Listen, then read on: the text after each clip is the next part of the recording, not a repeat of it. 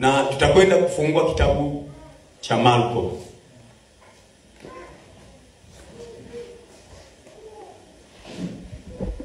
Marko sura ya 16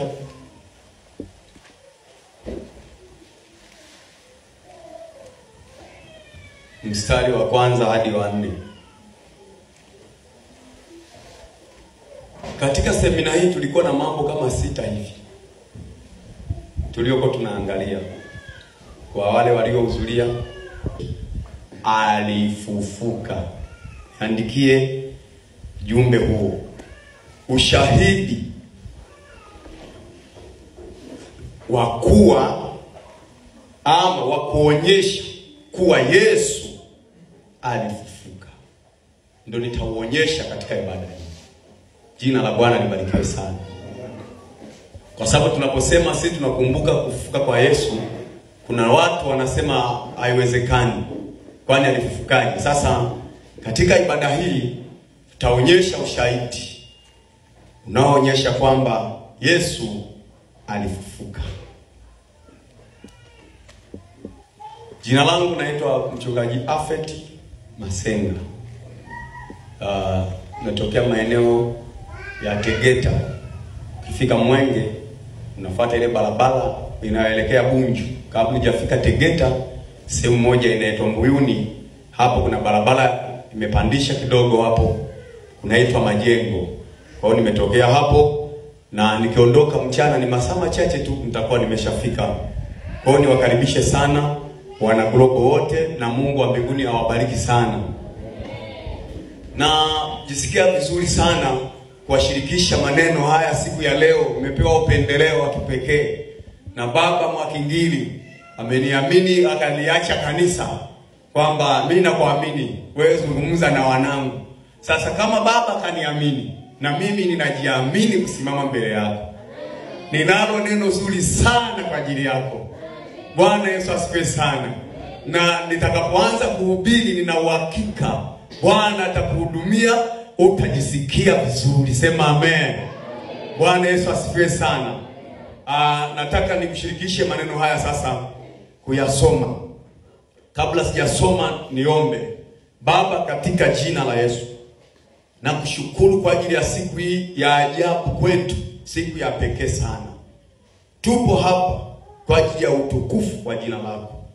Neno hili nalikabidhi mikononi mwako. Wepo wako ukatawale, nguvu zako zikatawale, katika jina la Yesu. Amen. Wapendwa, Bwana asifiwe sana. Nisome hiyo mistari. Biblia inasema hata Sabato ilipokwisha kupita, Mariamu Magdalena na Mariamu mamaye Yakobo na Salome walinunua manukato wapate kwenda mpaka. Mstari ule wa 2. Hata alfajiri mapema siku ya kwanza ya juma wakaenda kaburini.